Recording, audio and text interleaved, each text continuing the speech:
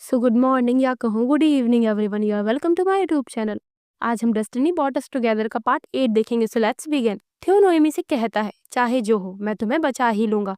Noemie कहती है, हाँ मैं भी आपको बचाने के लिए कोई भी चीज दांव पर लगा सकती हूँ। मैं आपसे कुछ जानना चाहती थी, पर मैंने इसके बारे में कभी आपसे पूछा नहीं। क्या आप उस लेडी जिनका नाम जोआना है, उन्हीं की वजह से अपनी विरासत की तलाश कर रहे हैं? वो सोचती है, क्या ये मुझे बताएंगे? पिछली बार मेरे पूछने पर इन्होंने कहा कि ये सब बड़े लोगों की बातें हैं, मुझे ये जानने की जरूरत नहीं। थियो हमेशा इस बात को अनदेखा कर देते हैं। वो बोलता है, हाँ वो लेडी मेरी ग्रेट आंटी है। मेरे परिवार में वही एक है जिन पर मैंने सबसे ज्यादा भरोसा किया और उन्हीं को फॉलो किया। वो दिखावा करने के बजाय प्रैक्टिकल रहने पर ज्यादा जोर देती थी। मेरे परिवार ने उन्हें ओलैक के मंदिर का भक्त बनाने की पूरी कोशिश की, पर उन्होंने कभी भी मंदिर में पैर तक नहीं रखा। उनका कहना था कि अगर किसी इंसान के खुद के विचार और प्रिंसिपल है तो उसे ओलैक पर निर्भर रहने की जरूरत नहीं। वो हमारी विरासत पर भरोसा करती थी, इसीलिए मैंने भी ऐसा ही किया। पर वो आयरन क्राउन पहले ही चोरी हो चुका था। मैं अपनी ग्रेट आंटी की तरह ही बनना चाहता था। एक बार आंटी जोआना थियो से कहती है, क्या ये सच है कि तुमने एक और शादी का प्रपोजल ठुकरा दिया है? उन्होंने ये भी बताया कि तुम उनसे रूडली बिहेव कर रहे थे। हाँ, थियो बोलता है, इस तरह पेश आने पर वो लोग और शादी का प्रपोजल लाने के बजाय मुझे अकेला छोड़ देंगे, यही तो मैं चाहता हूँ। आंटी बोलती है, तुम मेरे जैसे रास्ते पर चलने की कोशिश क्यों करते हो? तुम्हें भी अपनी उम्र के दूसरे लोगों की तरह प्यार को एक्सपीरियंस करना चाहिए। थियो ने चिढ़ाते हुए बोलता है, मुझे आपसे प्यार के बारे में कोई सलाह नहीं सुननी। आंटी कहती है, क्या कहा तुमने? बदमाश कहीं के, तुम्हें कम से कम प्यार को एक मौका देना चाहिए। थियो बोलता है, आपको क्या लगता है मेरे पास इस प्यार व्यार के चक्कर में पड़ने का टाइम है? मैं आपके साथ उस क्राउन को ढूंढने में बहुत ज्यादा बिजी हूँ। आंटी जोआना कहती है, थियो जिस तरह से मैं ओलैक पर यकीन नहीं करती और इसके बजाय उस क्राउन का पीछा कर रही हूँ, शायद ये प्यार का पीछा करने जैसा ही है। शायद तुम्हें अभी इसका एहसास नहीं होगा क्योंकि तुम अभी काफी यंग हो, लेकिन तुम एकदम मेरी तरह हो। ये बात मुझे खुश करती है, साथ ही डराती भी है। तो ठीक है, जिस दिन तुम अडल्ट हो जाओगे मैं तुम्हें अपनी विरासत के बारे में सब कुछ बता दूंगी। प्रेजेंट में थियो आगे बताता है, पर मेरी ग्रेट आंटी जिन्होंने मुझे यकीन दिलाया, वो मेरे 18वें जन्मदिन पर ही गुजर गई। अब मुझे ये कभी पता नहीं चल पाएगा कि वो मुझसे क्या कहना चाहती थी। मेरे दिल में बस केवल एक ही इच्छा है, अपनी विरासत को दोबारा से पाना। ये सब बताते हुए वो थोड़ा इमोशनल हो जाता है। नोएमी बोलती है, मैं माफी चाहती हूँ कि मैं अभी आपके लिए सिर्फ इतना ही कर सकती हूँ थियो। थियो कहता है, पर अब मुझे हमारी सिचुएशन को देखकर लगता है कि मेरे लिए कुछ चीजें उस आयरन क्राउन से भी बढ़कर है।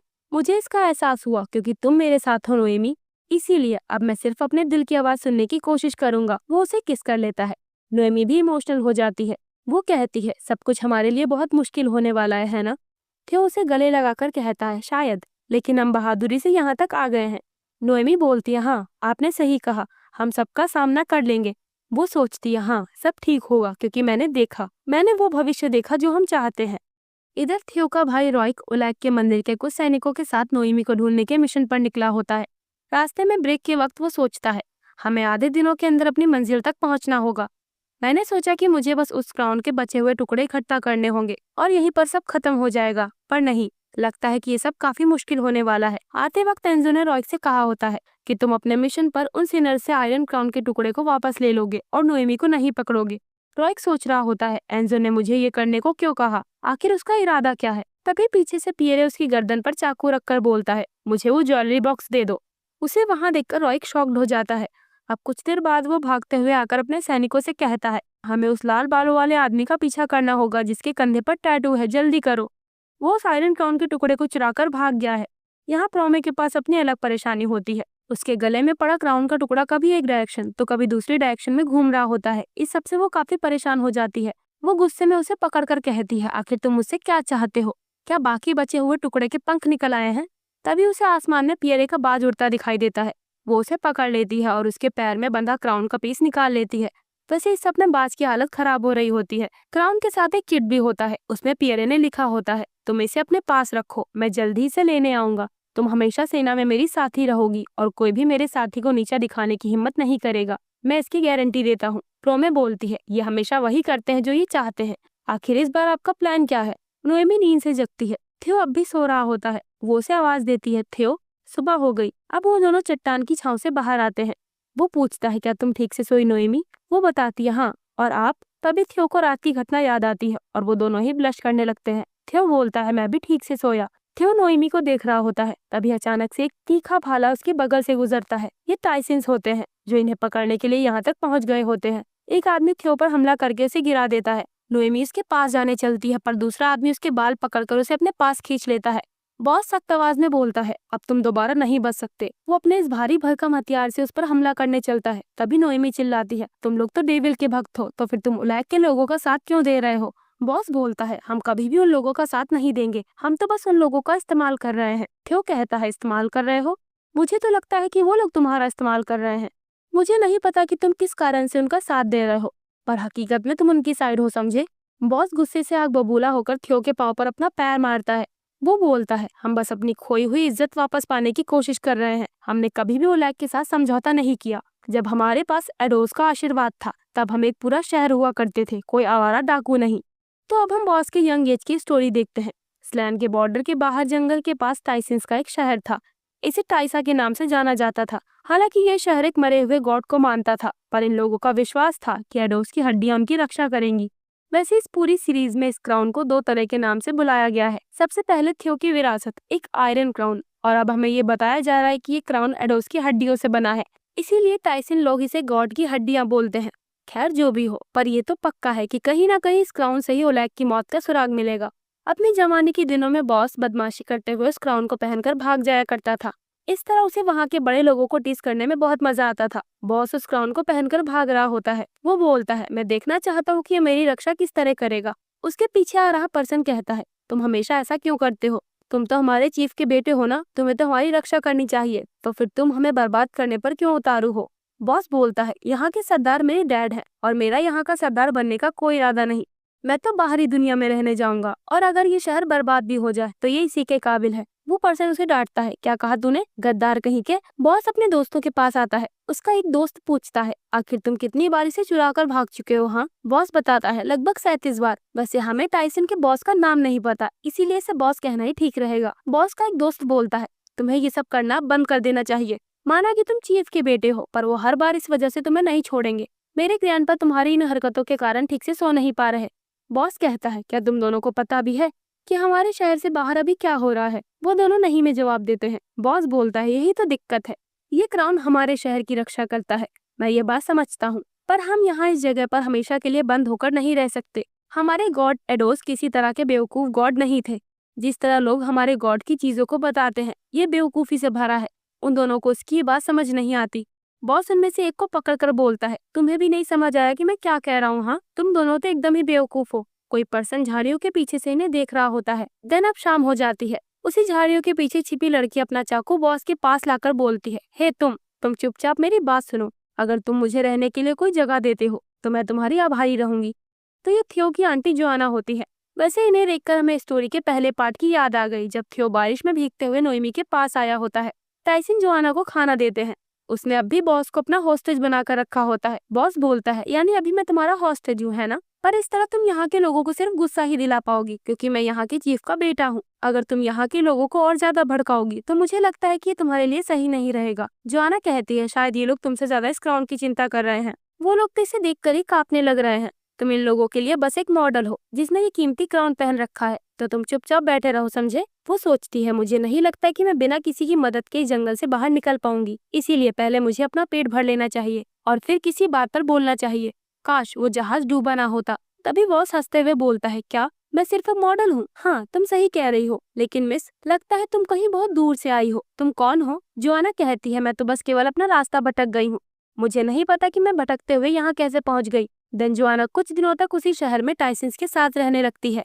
बॉस ने जोआना का साथ पाकर सोचा कि जोआना उनकी जिंदगी बदल देगी। अगर वो उसके साथ हो जाए और उसे फॉलो करे तो वो उन्हें एक नई दुनिया दिखाएगी। पर आखिर में जोआना ने टाइसन का क्राउन उनसे चुरा लिया और भाग गई। इस तरह टाइसन के लोग के पास खुद की रक्षा करने की ताकत खत्म हो गई। टाइसन्स का हथियार, उनका क्राउन चुरा लिए जाने पर इन्हें सिनर्स कहा जाने लगा और ये लोग आवारा बन गए जिनका कहीं भी ठिकाना नहीं बचा। सारे लोग इन टाइसन से नफरत करने लगे। बॉस ये कहानी थियो को सुना रहा होता है। वो बोलता है, असली डेविल तो वो लोग हैं जिन्होंने हमसे हमारा क्राउन चुरा लिया। थियो सोचता है, क्या मेरी ग्रेट आंटी ने सच में वो चुराया था? पर नहीं, ये नहीं हो सकता।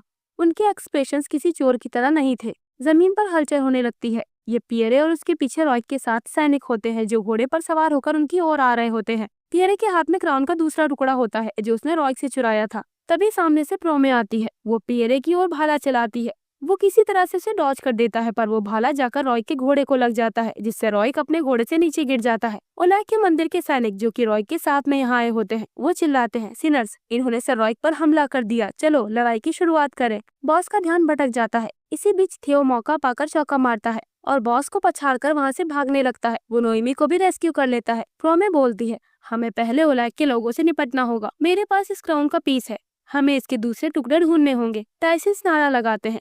ओलैक ऊपर से नजारा देखते हुए बोलता है, अरे देखो तो जरा, मैंने तो बस कुछ क्राउन के टुकड़े नीचे फेंके थे और अब तो ये लोग एक दूसरे के खून के प्यासे हो गए हैं। माय डियर वाइफ, तुमने जो भविष्य देखा है, भले ही तुम उसे बदल सकती हो, पर हाँ, तुम इंसानों का नेचर नहीं बदल सकती, ठीक वैसे ही जैसे तुम कभी भी मेरा साथ नहीं छोड़ पाओगी। पियरे दौड़कर आता है और थियो नोएमी को गले लगा लेता है। वो खुश होकर बोलता है, मुझे खुशी है कि तुम लोग ठीक हो, अब मैं बहुत राहत महसूस कर रहा हूँ। वैसे मैंने ये क्राउन का पीस उन लोगों से चुरा लिया है। उन टाइसन के पास बचे हुए 2 टुकड़े हैं, मैं बाकी बचे टुकड़े ढूंढ लूंगा। तुम दोनों छिपने के लिए एक सही जगह ढूंढो। थियो बोलता है, तुम ये क्या कह रहे हो, हम दोनों को साथ में जाना चाहिए। पियरे कहता है, तुम्ही ने तो कहा था ना कि आयरन क्राउन ही तुम्हारी जिंदगी है, पर अब तुम्हारे पास वो पर्सन है जिसकी तुम्हें रक्षा करनी है, तो तुम उसके साथ में रहो। देखो, मैं भी उस पर्सन की रक्षा करने जा रहा हूँ जिसकी मुझे जरूरत है। ये कहकर वो जाने लगता है। थियो उसे रोकने चलता है। नोएमी कहती है, हमें मैदान की ओर जाना होगा। थियो बोलता है, पर ये खतरनाक हो सकता है। नोएमी उसका हाथ पकड़कर बोलती है, जब मैंने आपको चूमा था तो मैंने कई तरह के फ्यूचर विजन्स देखे थे। हम नहीं मरेंगे थियो, मुझ पर भरोसा करिए और चलिए हम चलते हैं। इधर टाइसिन और ओलैक के लोगों के बीच फाइटिंग हो रही होती है। ओलैक के लोग टाइसिन पर भारी पड़ रहे होते हैं। प्रोमे को भी अकेले लड़ने में दिक्कत हो रही होती है। तभी एक्शन में उड़ते हुए पियरे वहां आता है और ओलैक के सैनिकों को धूल चटा देता है। पियरे बोलता है, मैंने तुमसे कहा था ना, तुम ओलैक के लोगों पर भरोसा नहीं कर सकती।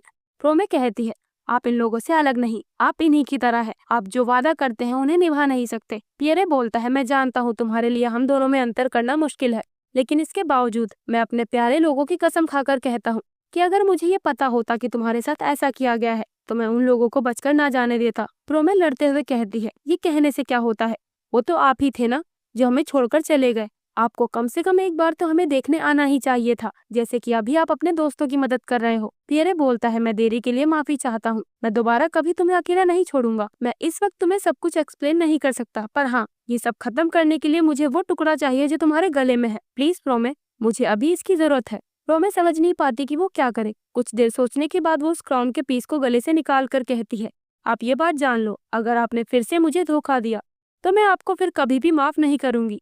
पियरे बोलता है, हाँ, मैं इस बार अपना वादा नहीं तोड़ूंगा। तुम्हारा शुक्रिया प्रोमे। इधर बॉस एक सैनिक से लड़ रहा होता है, उसका पैर लड़खड़ाता है, वो सैनिक उसे जान से खत्म करने चलता है। तभी नोएमी एक पत्थर से हमला करके उस सैनिक को धराशाही कर देती है। बॉस चौंक कर सोचता है, होली लेडी ये भला यहाँ क्या कर रही है। ओलैक का एक सैनिक नोएमी का हाथ पकड़कर कहता है, होलीनेस, आप हमारे साथ चलिए। नोएमी उस पर चिल्लाकर कहती है, मैंने गॉड ओलैक को रिजेक्ट कर दिया है, तो फिर तुम अब भी मुझे होलीनेस क्यों बुला रहे हो। हाँ, मैं उसकी पत्नी नहीं हूँ। वो एडोस की भाषा में बॉस से कहती है, इन लोगों ने मुझे कैदी बनाया है, ये लोग कभी भी अपनी कही बात पूरा नहीं करते, तो प्लीज आप मेरी मदद कीजिए और मुझे इन लोगों से बचा लीजिए। बॉस सरप्राइज होकर सोचता है, ये तो हमारी भाषा बोल रही है। नोएमी कहती है, मैं आपको वही भविष्य दे सकती हूँ जो आप चाहते हैं। इधर थियो घोड़े पर सवार होकर सोच रहा होता है, कई सारे लोग मरते जा रहे हैं, क्या ओलैक के ये बिलीवर्स ओलैक के लिए अपनी मौत को भी गले लगाने के लिए तैयार हैं? तभी उसके घोड़े को उड़ता हुआ तीर आकर लगता है और वो घायल होकर गिर जाता है। थियो भी जमीन पर आ जाता है। बिलीवर्स उसके साथ भी लड़ना शुरू कर देते हैं। उस पर पीछे से कोई हमला करने चलता है। थियो उस पर्सन पर वार करने वाला होता है, तभी उसकी नजर पड़ती है तो ये उसका भाई रॉयक होता है। वो चौंक कर कहता है, रॉयक, तुम भला यहाँ क्या कर रहे हो, क्या तुम्हें मेरा लेटर नहीं मिला। रॉयक बोलता है, हाँ, मैंने उसे पढ़ा और इसी वजह से मैं अभी यहाँ पर हूँ। अब मुझे समझ आ गया कि तुमने सारे फैसले हमारे परिवार की भलाई के लिए लिए थे, तो इसीलिए चलो अब घर लौट चलो, हम किसी तरह अपनी विरासत को दोबारा पालेंगे। फिर सोचता है, ये वही है जिसे मैं पूरी जिंदगी पाने की आशा करता आ रहा था। मैं अपने आयरन क्राउन को खोजूंगा, घर लौट जाऊंगा और अपनी ग्रेट आंटी की विरासत को आगे बढ़ाऊंगा। यही मेरा सपना था। नहीं, पर अब नहीं, अब मेरे पास कोई ऐसा पर्सन है जो उस क्राउन से कहीं ज्यादा कीमती है। थियो पियरे को दूसरी ओर जाने को बोलता है। रॉयक पियरे को देखकर सोचता है, ये तो वही चोर है जिसने मुझसे क्राउन का टुकड़ा चुराया था। रॉयक चिल्लाकर थियो से पूछता है, तुम हमेशा परिवार के खिलाफ क्यों जाते हो। थियो उसके कंधे पर हाथ रखकर कहता है, तुम हमेशा मुझ में और हमारी ग्रेट आंटी में गलती ढूंढने की कोशिश करते हो, जबकि हमने जो कुछ किया है वो हमारे परिवार की भलाई के लिए ही था। रॉयक, अब तुम वही करो जो तुम हमेशा से करते आए हो। तुम्हें मुझे समझाने की कोशिश करनी अब बंद कर देनी चाहिए और तुम मेरे साथ ऐसे पेश आते रहो जैसे मैं ही अपने परिवार की बेइज्जती का कारण हूँ। अगर तुम ऐसा करोगे तो तुम सब लोग सुरक्षित रहोगे। वैसे तुम अपने पीछे देखो, एक टाइसन उस पर हमला कर रहा होता है। थियो वहां से भागने लगता है। रॉय चिल्लाता है, थियो जरा रुको। इधर बॉस ने सारे ओलैक के सैनिकों का खात्मा कर दिया होता है। वो नोएमी के पास आते हुए बोलता है, तो तुम कह रही हो कि तुम मुझे वही भविष्य दोगी जो मैं चाहता हूँ? हाँ, तो चलो मुझे बताओ होली लेडी, तुमने एरोस की भाषा में मुझसे वादा किया है। अगर तुम अपना वादा नहीं पूरा कर पाई तो याद रखना, तुम्हारी मौत बहुत खतरनाक होगी, ठीक उसी तरह जैसे ओलैक ने दर्दनाक तरीके से दूसरे गॉड्स को मार डाला था। ये सुनकर नोएमी सोचती है, क्या दूसरे गॉड्स को? वो सब मर गए? क्या गॉड्स भी इंसानों की तरह मर सकते हैं? मैंने तो ये पढ़ा है कि गॉड अमर होते हैं, उन्हें कुछ नहीं हो सकता, और उनको मानने पर वो आपके परिवार के सारे लोगों की रक्षा करते हैं। हमें गॉड के पास जाकर ही शांति मिल सकती है। पर जो इन्होंने कहा उसके अकॉर्डिंग गॉड अमर नहीं होते, यानी यही सच है। थियो पियरे को दूर से आवाज देता है, पियरे तुम उस क्राउन के टुकड़े को मेरी ओर फेंको। पियरे क्राउन के तीनों टुकड़ों को थियो के पास फेंक कर बोलता है, कैच थियो। थियो के कैच करते ही वो तीनों टुकड़े आपस में जुड़ जाते हैं और ये पूरा आयरन क्राउन बन जाता है। थियो सोचता है, हमने कर दिखाया आखिरकार। उसी वक्त गॉड ओलैक इविल स्माइल के साथ बोलता है, आखिरकार अब वो टाइम आ ही गया कि तुम अपना असली रूप सबके सामने रिवील करो। माय डियर वाइफ, तुम इसे अपनी आंखों से देखना कि तुम्हारे इस घमंडी पार्टनर का असली चेहरा क्या है और असलियत में आखिर ये क्या चाहता है। वो जादू का यूज करके बड़ी बड़ी चट्टानें नीचे गिराने लगता है। नोएमी और बॉस ठीक चट्टानों के नीचे होते हैं। थियो चिल्लाता है, नोएमी संभल कर। वो उसकी ओर आगे बढ़ता है। तभी ओलैक के बिलीवर्स उसके क्राउन को जंजीर से बांधकर जकड़ लेते हैं और उसे खींचने लगते हैं। अब थियो का पूरा ध्यान उस क्राउन को बचाने में लग जाता है।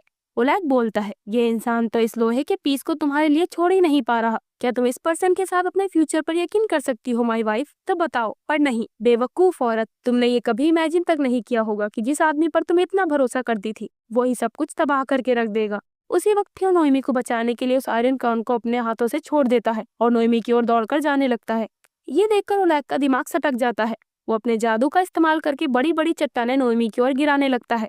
बॉस वहां से बच के भागने चलता है। उसके सीने पर एक बड़ा सा पत्थर आकर लगता है जिससे वो वहीं पर गिर जाता है। नोएमी उसे सहारा देकर उठाती है। वो बोलती है, जल्दी चलिए, हमें चलना होगा। पर थोड़ी दूर चलने पर ही नोएमी के पैर में ठोकर लग जाती है और वो वहीं पर गिर जाती है। उसी वक्त थियो नोएमी के पास आता है। वो उसे गले लगाकर पूरी तरह से ढक लेता है जिससे नोएमी को बिल्कुल भी चोट ना आए। थियो के सर पर एक चट्टान का पत्थर गिर जाता है और उसके सिर में गहरी चोट आ जाती है। पियरे और नोएमी उसके पास बैठकर उसे पुकार रहे होते हैं। ओलैक बोलता है, ये बेवकूफ इंसान, ये अपने आखिर तक मेरे खिलाफ खड़ा रहा। ओलैक के सैनिक उस क्राउन को अपने पास खींचने चलते हैं, लेकिन तभी वो क्राउन हवा में उड़ने लगता है। उस क्राउन से गहरी रोशनी निकलने लगती है। थियो के मुंह से खून आ जाता है। वो नोएमी के गाल पर हाथ रखकर बोलता है, नोएमी जरा इधर आओ, मेरी बात ध्यान से सुनना। मुझे तुम्हारे साथ में बिताए गए एक भी पल का अफसोस नहीं है और ना ही कभी हो सकता है। तुम्हारा साथ पाना ये मेरा अब तक का सबसे अच्छा फैसला था, इसीलिए अब तुम अपनी जिंदगी जी सकती हो। नोएमी के आंख में आंसू आ जाते हैं और थियो बेहोश हो जाता है। नोएमी का गला रूंझ जाता है। वो कांपते हुए कहती है, थियो क्या हुआ? हाँ, तुम अपनी आंखें खोलो प्लीज, इस तरह मुझे छोड़कर मत जाओ। तुम्हारी वजह से ही मुझे यह एहसास हुआ कि जिंदगी को कैसे जिया जाता है। तुम्हारे होने की वजह से ही मुझ में खुश रहने की आशा जगी। हम दोनों ने ये पता लगा लिया कि हम कैसे खुश रह सकते हैं। पर अगर अब तुम मुझे ऐसे छोड़कर चले जाओगे तो मैं अब क्या करूंगी? नोएमी थियो को पुकारते हुए जोर जोर से रोने लगती है। ओलैक चिढ़कर बोलता है, मेरी प्यारी पत्नी, तुम इतने नीच इंसान के लिए रो रही हो, तुम्हें तो मेरे लिए मुस्कुराना चाहिए। नोएमी ओलैक की ओर देखती है। वो गुस्से से बोलती है, ये सब तुमने किया? हाँ, तुमने उस इंसान के साथ ऐसा करने की हिम्मत की जिसकी मैं हमेशा ही रक्षा करना चाहती थी और जो मेरा प्यार है। उस क्राउन में से तेज काली रोशनी निकलने लगती है जो सीधे नोएमी के पास जाती है। ओलैक नोएमी की ओर देखता है। वो सोचता है, एरोस, पर ये सब कैसे हुआ? नोएमी एडोस से पूछती है, तुम कौन हो और मुझे ऐसी जगह पर क्यों लेकर आए हो? एडोस बताता है, मैं एक गॉड हुआ करता था पर मैं ओलैक के हाथों मारा गया और अब मैं एडोस की मेमोरी हूँ। नोएमी कहती है, ओलैक की वजह से कितने सारे लोगों ने अपनी जान गंवाई है, तो मुझे वापस उसी जगह पर ले चलो ताकि मैं उसे खत्म कर दूं। एडोस क्राउन के साथ अपने हाथों में बची पावर्स इकट्ठा करते हुए बोलता है, नहीं, ये सही समय नहीं है। तुम उसका सामना करने के लिए अभी ज्यादा ताकतवर नहीं हो। मेरी भी यही दशा है, पर अगर तुम चाहो तो मैं तुम दोनों को यहाँ से भागने की ताकत दे सकता हूँ। नोएमी उस पावर को छूने चलती है पर पहले वो अपने ग्लव्स उतार देती है। एडोस की ताकत के साथ वो उस आयरन क्राउन को अपने सर पर पहन लेती है। ओलैक ये सब देखकर कुछ समझ नहीं पा रहा होता। वो हैरानी से कहता है, माय वाइफ, तुमने ये क्या पहन रखा है? तो इस तरह हमें यहाँ ये पता चलता है कि नोएमी ही वो सच्ची भक्त है जो इस क्राउन का इस्तेमाल करने के लायक है और जो एडोस की शक्तियों का यूज करके ओलैक से लड़ सकती है। तो अब इस इविल गॉड ओलैक के साथ क्या होता है इसे हम अगले पार्ट में देखेंगे और इस पार्ट को हम यहीं पर एंड करते हैं।